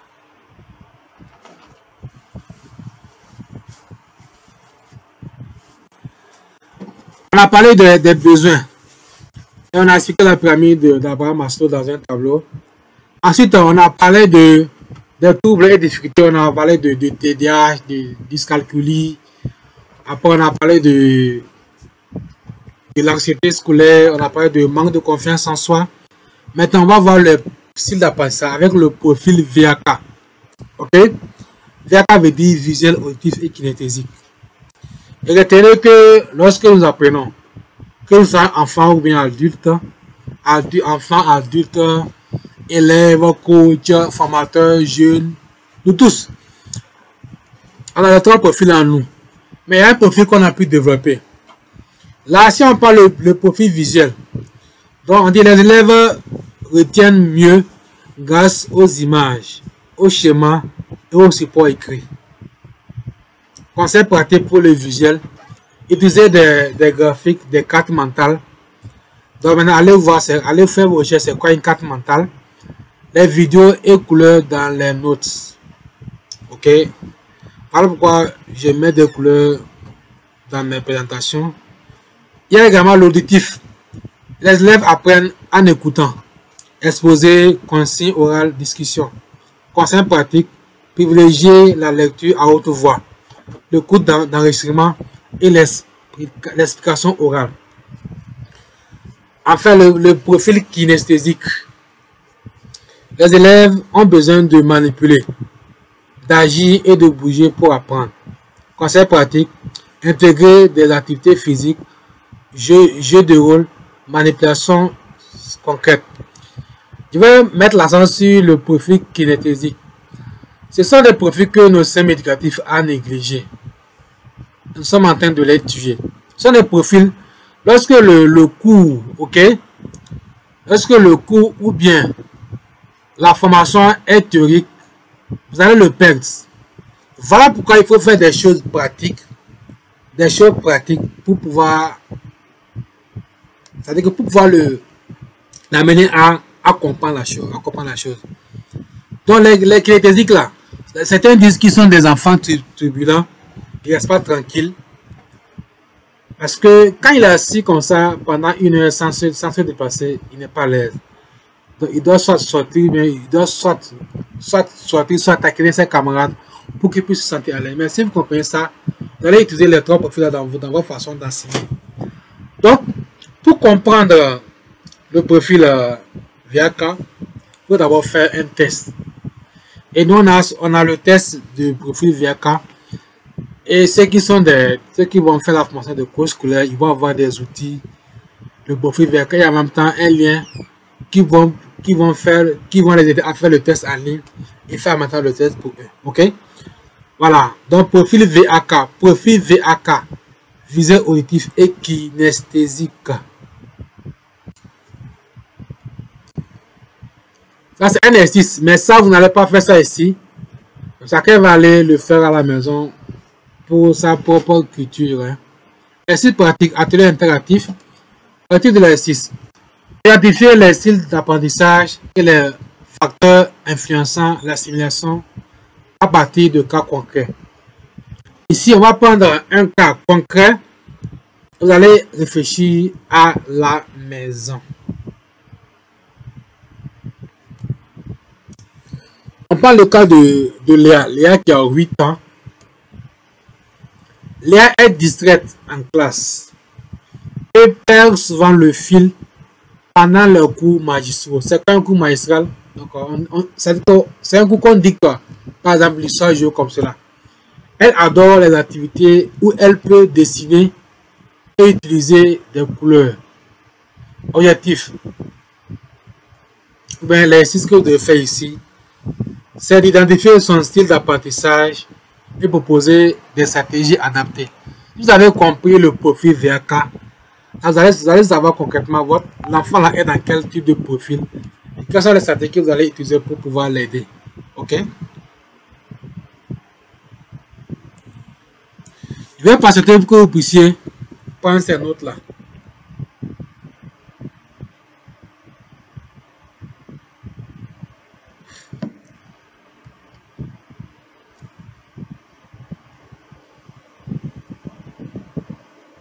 Je vois. Si jusqu'à là, on a encore des gens qui sont connectés, ça veut dire que ils sont des enseignants, des éducateurs engagés, des parents engagés. Félicitations. Malgré que c'est gratuit, vous êtes toujours là. Félicitations à vous. Vous avez encore 30 secondes pour prendre le cas pratique.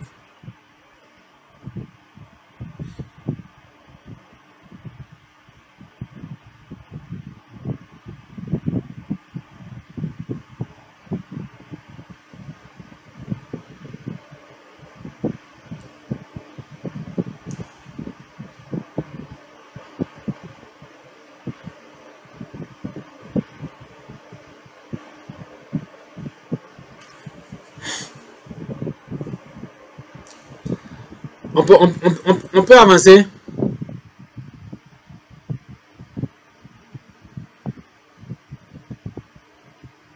Ok. Je vais terminer avec mes présentations là, puis on va venir au cas pratique. Exercice pratique, travail personnel. Ça, c'est le questionnaire VAK. Donc, ce questionnaire, ceux qui veulent être des coachs scolaires, une fois que vous formez en coaching scolaire, vous allez avoir des outils pour savoir comment on fait le test du questionnaire VAK et pouvoir aider vos enfants. Ok? Technique numéro 3. Partie 3, technique pour optimiser l'apprentissage. Là, ce sont les techniques que je vais vous donner. Hein, que vous connaissez déjà. C'est juste des rappels. Donc, on va parler de 3 techniques. Technique 1, c'est de créer un environnement propice à l'apprentissage. Technique 2, renforcer la motivation des jeunes. Technique 3, capter et maintenir l'attention. On va prendre chaque technique pour expliquer davantage. Technique 1, créer un environnement propice à l'apprentissage. Et dans ça, qu'est-ce qu'il faut faire? Il faut l'aménagement de la salle d'études. Donc, une salle d'études, c'est quoi? Donc, la salle doit être bien aérée. Il ne faut pas qu'il y ait trop de fenêtres fermées. L'enfant risque de s'étouffer. Il faut un bon éclairage. Ok, bon éclairage pour que l'enfant puisse être dans les bonnes conditions d'apprentissage. On n'apprend pas dans la salle. On n'apprend pas au lit. On n'apprend pas au lit. On n'apprend pas au lit. Parce que tu es assis avec ta table et que tu vois ton lit, quand le cerveau voit le lit là, c'est pour se coucher, c'est pas pour apprendre. D'établir des routines rassurantes. C'est quoi une routine rassurante? Donc vous devez aider le jeune à chercher, à trouver à quel moment dans la journée, dans la soirée, hein, qu'il peut apprendre. Est-ce que c'est chaque jour à 5h30, chaque jour à 19h? Donc ça le rassure. Il sait qu'à chaque jour à 20h, il a suivi sa table d'études. Ok? Créer un climat de confiance. Zéro moquerie, zéro comparaison. On ne se moque pas des enfants. il y a des enseignants, une fois j'ai vu une vidéo sur Facebook qui ça m'a fait très mal. On filme l'enfant qui n'arrive pas à bien s'exprimer et puis on publie. Et c'est un enseignant qui a fait ça. Est-ce que c'est bon? Également, zéro comparaison. On ne compare pas les enfants. On ne compare pas les enfants. Est-ce qu'on peut comparer le soleil et puis la lune? On ne peut pas comparer. Le soleil brille le jour. Mais la lune peut être là dans la journée, on ne le voit pas comme ça. Mais la lune brille plus la nuit. La nuit, le soleil se cache et c'est la lune qui brille. Donc, arrêtez de comparer les enfants. C'est très important. 2. Motivation. L'important du renforcement positif. La célébration. Il faut célébrer les succès des enfants. Même des efforts minimes, il faut célébrer. C'est très important. Également, favoriser l'autonomie et la responsabilité. Un instant. Je peux m'avoir maintenant. Donc, favoriser l'autonomie et la responsabilité. On a parlé de l'étayage ZPD. Donc, laisser les enfants faire eux-mêmes. Il faut les responsabiliser. Ça va beaucoup les motiver. Technique 3, maintenir l'attention. Donc, là, on parle de répétition espacée. La technique Pomodoro. C'est quoi la technique Pomodoro? Pomodoro veut dire simplement, vous allez même voir ça sur le net. Hein. Pomodoro veut dire que c'est d'aider l'enfant à apprendre par tranche de 25 minutes. Il apprend pendant 25 minutes. Il fait une pause de 5 minutes pendant 4 séquences. 25 minutes avec une petite pause de 5 minutes. Il va le faire pendant 4 séquences. Donc, s'il va apprendre pendant 2 heures, donc il va diviser les 2 heures là en 4 parties. Ok? 25 heures, pause de 5, 25 heures, pause de 5, 25 heures, pause de 5, 25 heures, pause de 5. Pourquoi Pomodoro? Parce que maintenant là, dans notre ère, il est vraiment difficile pour un être humain d'être concentré pendant 30 minutes. Donc, s'il fait 25 minutes, il fait une pause de 5 minutes. Pendant 4 secondes, vous pouvez aller voir la technique Pomodoro sur le net. Ok? Les cartes mentales. Donc, également, on montre au coach comment aider les jeunes à faire des cartes mentales.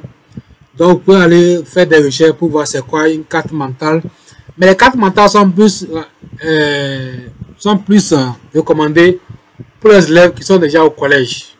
Ok? Pour les enfants du primaire, il ne peut pas comprendre les cartes mentales. Mais c'est plus conseillé aux enfants du collège à partir de la 6e en allant. Mais la carte mentale est encore plus efficace pour les élèves de 3e. Ok? Mais à partir du collège, ça peut aller. Donc, je m'arrête ici pour ma présentation. Je vais arrêter le partage. Et maintenant, revenir prendre le cas pratique. Donc, moi, j'ai fait ce que je voulais faire. J'ai fait l'essentiel. Maintenant, la balle est dans votre camp. Mon téléphone est déchargé. Ok. Donc, vous allez prendre le code. Le code à la fin. Je mets le code là en commentaire. Donc, j'ai dit que je vais vous donner une attestation de participation. C'est gratuit. Hein, pour ceux qui ont participé à cette thématique. Ok. Donc, vous allez prendre le code.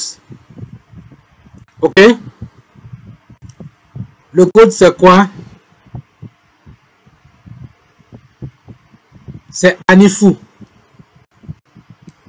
Anifou. Anifou 24 janvier 2025. Donc c'est le code ça. J'ai mis le code en commentaire. Donc, dès demain, écrivez-moi avec votre nom et prénom.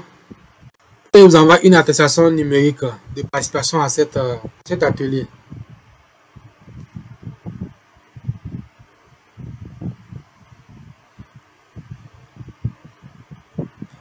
Coach, vous n'avez pas partagé les techniques sur votre écran. Comment? J'ai partagé, ouais.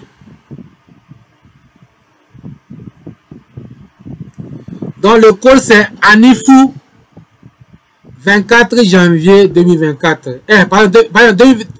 Pardon, Anif 24 janvier 2025. C'est 24 janvier 2025. Je reprends. Le call c'est Anifou. Je reprends. C'est Anifou 24 janvier 2025. Donc c'est le délai, c'est juste pour demain. Parce que je vais vous renvoyer le replay. Je vais vous renvoyer le replay. Mais si c'est après que vous m'écrivez ça, parce que vous avez suivi le replay que vous me demandez, je ne donne pas. Vous devez m'envoyer le call peut-être tout de suite. Ou bien demain matin très tôt. Je vais plier le replay dans la soirée. Ok. Voilà. Donc je reviens ici pour donner la parole à ceux qui veulent intervenir par rapport au cas. Ok. Je vois des mains levées. Je vois des mains qui sont levées. Kwame Narcisse, oui. Vous avez la parole.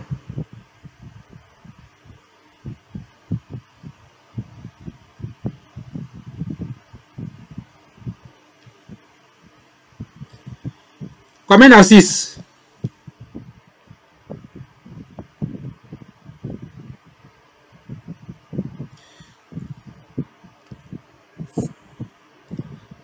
Maintenant, on va prendre Kwame Narcisse ne répond pas. Zenabou.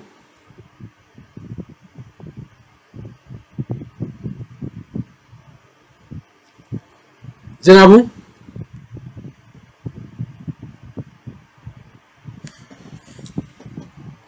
Ok. Maintenant, qui veut prendre la parole par rapport au cas pratique? Oui, oui coach. Oui, vous avez la parole. Kwame Narcisse. Ok, allez-y. Oui, je disais tout à l'heure que lorsque vous faisiez la présentation, la technique numéro 1, vous avez partagé, mais la technique numéro 2, 3, vous n'avez pas partagé ça sur l'écran de votre ordinateur. Seigneur. Oh. C'était juste la technique numéro 1 que vous avez partagé. La technique numéro 2, la technique numéro 3, la technique numéro 4, vous n'avez pas partagé sur l'écran. Je vois. Comment vous parlez de c'était votre image seulement qui était sur l'écran. Ok, un instant, je vais repartager l'écran là. Merci, merci coach.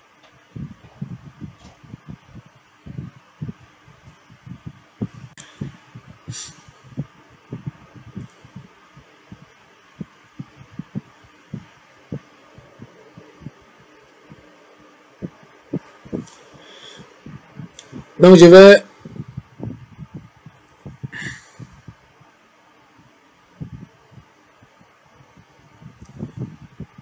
voici ça.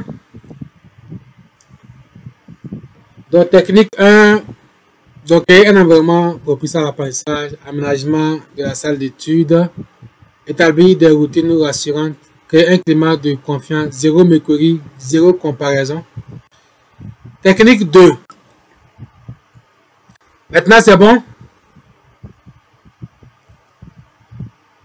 Ah, il a raison. Ah, donc ça n'affiche pas présentement. Présentement, ça n'affiche pas. Oui, je vois, j'ai compris, j'ai compris.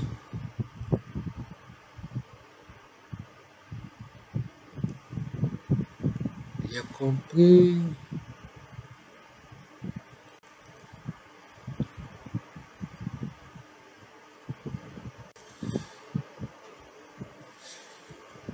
J'ai compris maintenant.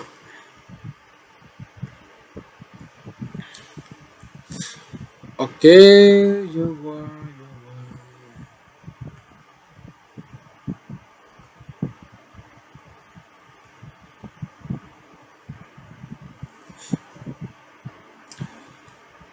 Je vois. Et maintenant...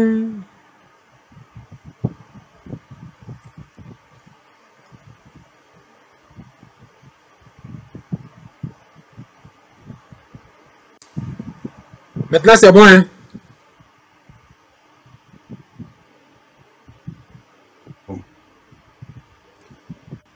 Donc, en tout cas, moi, je vois, je ne sais pas si les autres voient. Même avant, je voyais déjà. Maintenant, c'est la technique de... Je disais qu'il faut renforcer la motivation avec l'importance de l'enfance politique, le fait de célébrer les succès des enfants, le fait de célébrer même les progrès minimes, ok? Et favoriser également l'autonomie et la responsabilité. Il faut les responsabiliser, donner leur des trucs à faire eux seuls. Ok, donc, et la technique numéro 3.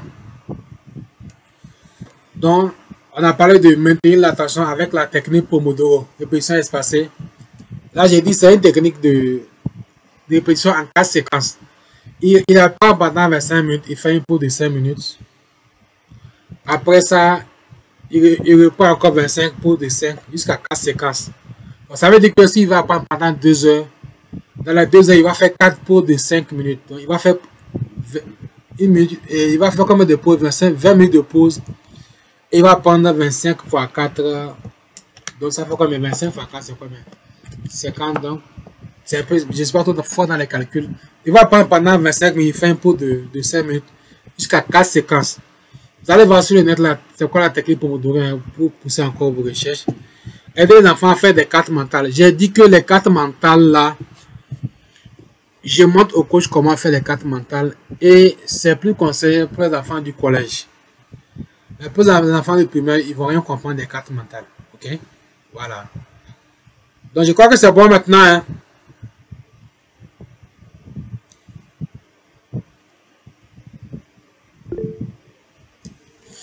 Ok. Donc, ça veut dire que si vous voyez le noir, la présentation est finie. Ok. Là, je reviens ici.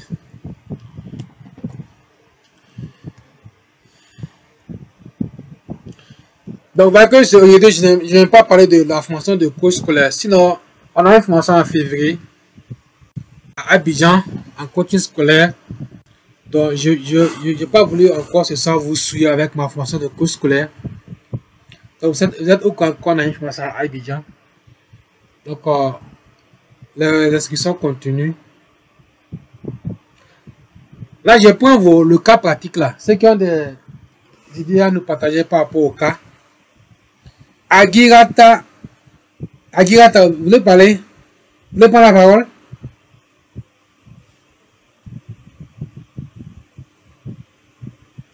Non. Non. Zenabo, vous voulez prendre la parole? Ah, je vois, il me lever.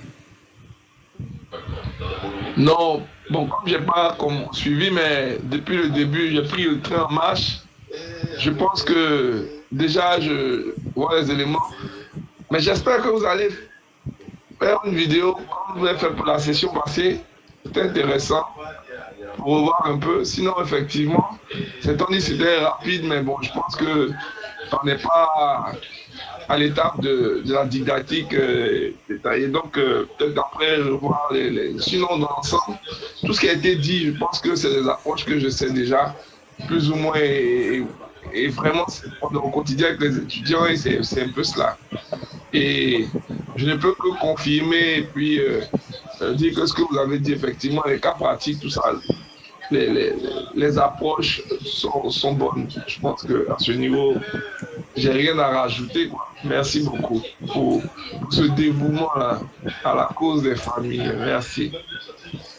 Merci, doyen. Doyen, merci beaucoup. C'est ce qui est arrivé à Abidjan, on se verra, Inch'Allah. Zenabo, allez-y. Bonsoir. Sans faute, sans faute, sans faute. On se verra à Abidjan. Sans faute. Ça me fait plaisir. Zenabo, allez-y.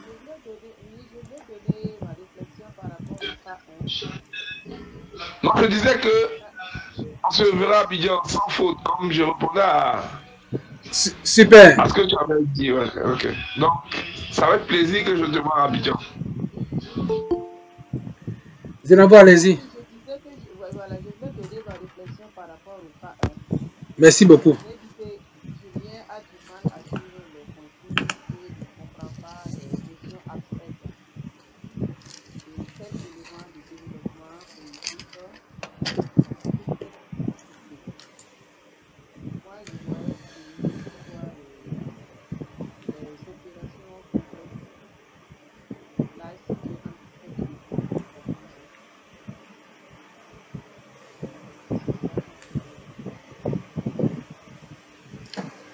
Ok, en tout cas, merci beaucoup. Bon, en fait, ici, il n'y a pas, il y a pas de bonne réponse, il n'y a pas de mauvaise réponse. Hein. Chacun donne ce qu'il a compris, quoi. Déjà, en tout cas, vous êtes dans la... Si vous avez vu comment on a expliqué la théorie de Piaget, effectivement, l'enfant est dans cette étape-là. En tout cas, merci beaucoup. Mais, merci beaucoup, surtout que c'est une dame qui a ouvert la porte. Les hommes, vous voyez, non? C'est une dame qui a ouvert la porte, hein? Kwame Narcisse, oui. Oui, bon, je me présente, je suis inspecteur, conseiller d'orientation. Voilà, pour le cas numéro 1, l'enfant a 7 ans, donc l'enfant est en fin de du stade préopératoire, 7 ans, et début du stade opérateur concret. Donc, au niveau de l'apprentissage, l'enfant, il est difficile à l'enfant de faire des exercices qui demandent, je dirais, qui ne sont pas concrets, des choses que l'enfant peut toucher, manipuler. Voilà, les choses qui sont liées à l'imaginaire, parce que la réflexion n'est pas encore très développée pour atteindre le stade, je dirais, l'enfant n'a pas encore arrivé au stade opératoire, du moins le stade opératoire formel, voilà. Donc, l'exercice n'est pas adapté à ce niveau de compréhension mentale. Merci. Oh, félicitations. Wow, wow, wow, wow, wow. Il a tout dit. Hein. Est-ce qu'on va pas aller directement au cas 2? Vous avez tout dit. Hein. Vous avez tout dit. Voilà, je vais vous montrer. Vous voyez, ça, c'est ce qu'on a fait à la formation avec les enseignants. Là. Pour le groupe 1, donc, ils ont bien dit que l'enfant est au stade préopératoire. Vous l'avez dit. L'exercice n'est pas adapté à son niveau. Il faut que ça soit clair, pratique. Il ne peut pas approuver l'idée d'autrui, d'où le non-respect des consignes.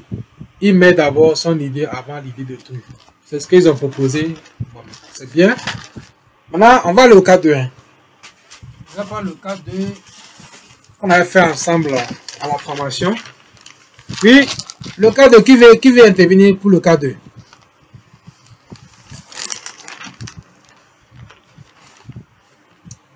Sinon, ok. Marcel, vous avez la parole. Pour le cas 2, je peux dire que l'enfant a un problème d'estime de soi. Et si on va un peu plus loin, on va dans la pyramide de Maslow, on peut dire que l'enfant a des déficits en besoin de sécurité. Donc il a peur d'un problème de sécurité qui n'est pas possible. Je vous remercie. Ok, merci également pour votre apport. Nous sommes toujours dans le cas 2. Hein. Il y a encore une main levée ou bien c'est la même main? Marcel.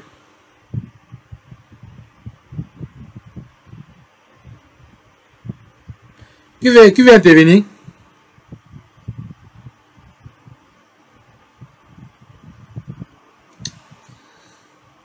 Et puis, aujourd'hui, c'est aujourd'hui qu'on a plus duré. Parce que c'est la dernière massacre du mois de janvier.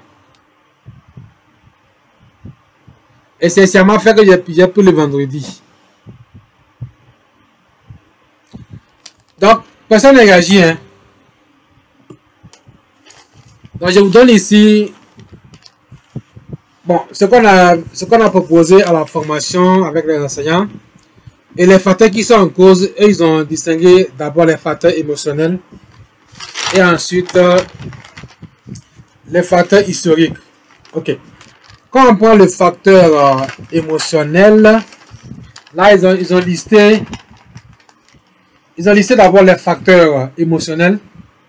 Et là-bas, dans les facteurs émotionnels, on a 5 éléments. Il y a le stress, il y a la peur, il y a le doute.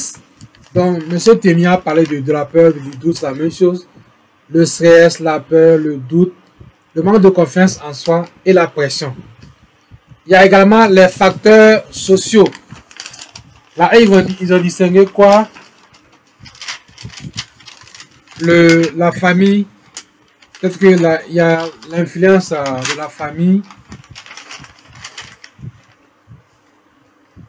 Nous sommes dans les facteurs sociaux. Hein. Il y a d'abord le milieu d'apprentissage. La famille, est-ce que l'enfant, est-ce qu'il y a pas trop de personnes dans la famille et le groupe? Il y a également le facteur historique.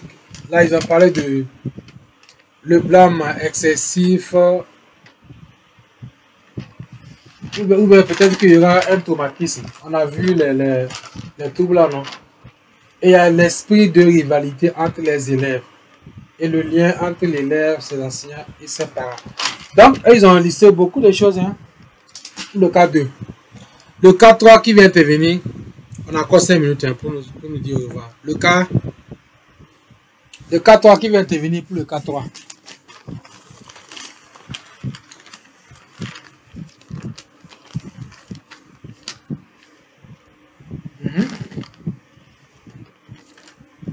Qui va intervenir pour le cas 3? Personne.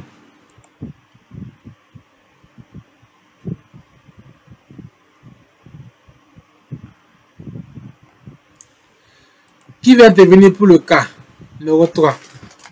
Donc, ce qu'on avait proposé, ça c'était le cas 3 proposé par un groupe. Ils ont distingué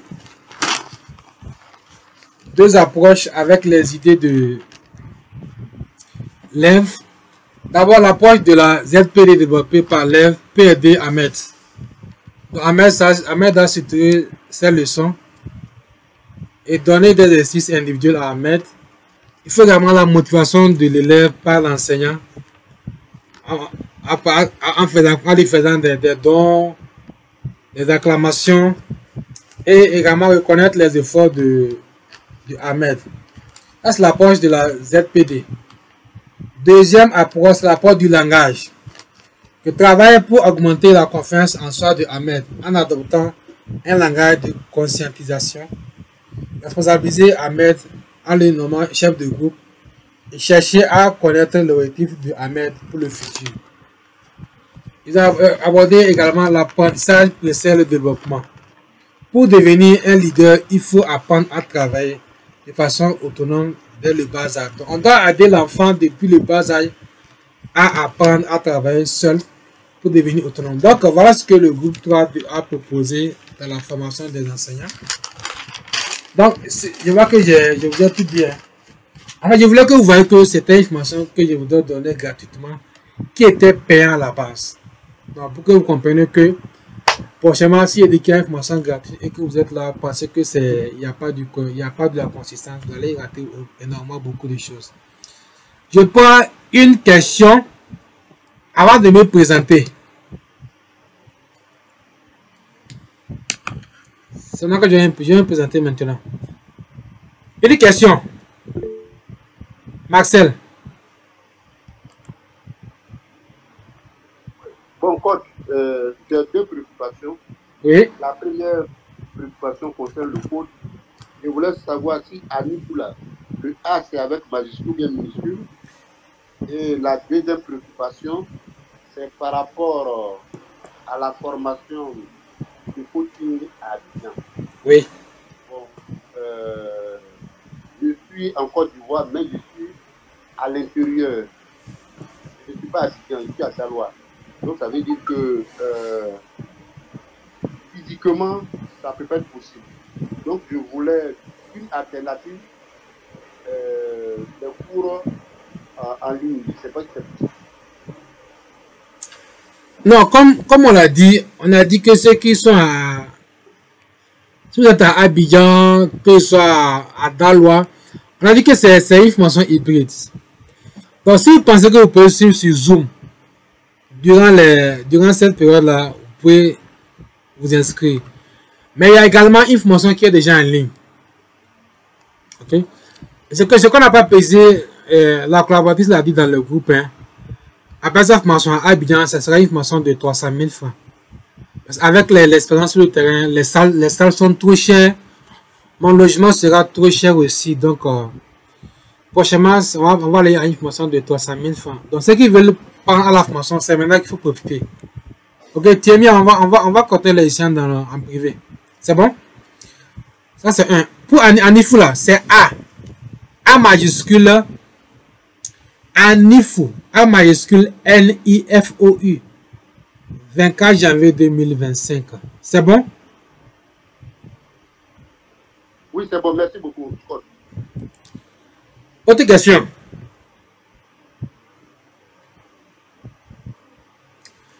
Donc, s'il n'y a pas de questions, je vais me présenter. Donc, je suis Aboul Hanif Kordo. Donc, ma mission de vie est d'accompagner les parents à vivre une parentalité heureuse, afin d'aider efficacement leurs enfants à atteindre leur plein potentiel. Donc, aujourd'hui, ça fait déjà 42 personnes que j'ai formées en coaching. Il y a des coachs scolaires, des coachs d'adolescents et des coachs en parentalité. Je vis actuellement à Ouaga ici. Je suis chef d'entreprise. J'ai créé le cabinet Étincelle Assistance qui est un cabinet de formation, de conseil, d'études, de coaching, de développement personnel, de bien-être au travail et d'assistance virtuelle. Donc, ceux qui ne me connaissent pas peuvent aller checker mon profil sur Facebook pour comprendre concrètement qui je suis. J'ai pris le temps pour apprendre ce que c'est que le coaching. Ok? Et mon niveau le plus haut en coaching, c'est le master coach. Donc, quand on dit que tu es master coach, ça veut dire que tu es un maître coach. Et quand on est maître coach, on peut former des coachs, on maîtrise le coaching. Le coaching, ce n'est pas un diplôme universitaire. Donc, les gens se disent qu'ils sont des doctorats en coaching. Moi, ça me fait rire en fait. Je ne critique pas. Le coaching n'est pas un diplôme universitaire. Vous pouvez faire le tour du monde entier. Il n'y a pas un État qui valide le diplôme de coach. C'est un certificat. Ok? Voilà pourquoi les coachs se mettent en association pour porter le métier de coach. Comme moi-même, j'ai compris ça. On a créé le XE qui est le réseau des coachs éducatifs. Tous les coachs que nous formons, on fait en sorte qu'ils adhèrent au réseau pour être toujours dans la formation continue. Donc, ceux qui sont à Ouaga et qui viennent de me découvrir pour la prochaine fois, donc, en février, après mon retour d'Abidjan, on va toujours continuer par faire des masterclass. Et je pense qu'en mars, on va lancer une formation de coach scolaire à Ouaga ici pour vous enseigner et vous les parents. Donc, on va se dire au revoir et dans le groupe WhatsApp ou bien en privé pour vos différentes questions, vos différentes inquiétudes. Donc, s'il n'y a plus de questions, je vais vous dire bonne nuit et merci pour votre disponibilité, merci pour votre engagement. Je vais entendre la voix de Justine pour clôturer, pour bénir la séance et clôturer en même temps. Justine, vous allez clôturer la séance.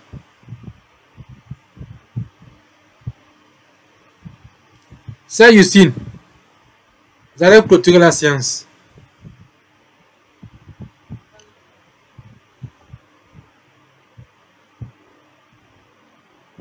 Je crois qu'elle n'est pas là.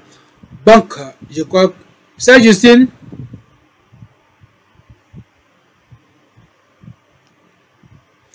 Retenez votre code.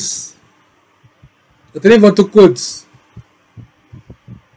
Le code c'est Anifou 24 janvier 2025. Donc, bonne soirée à vous et à très bientôt pour d'autres masterclass. Bye bye. Ok, merci à tous. Se voit, Abidjan. Attends. Eh, Marie. Oui. Eh, je t'ai oublié, ouais. Bon, c'est pas grave. D'accord, il n'y a pas de souci. J'étais très inspiré que je t'ai oublié, c'est pas grave. D'accord, il n'y a pas de souci.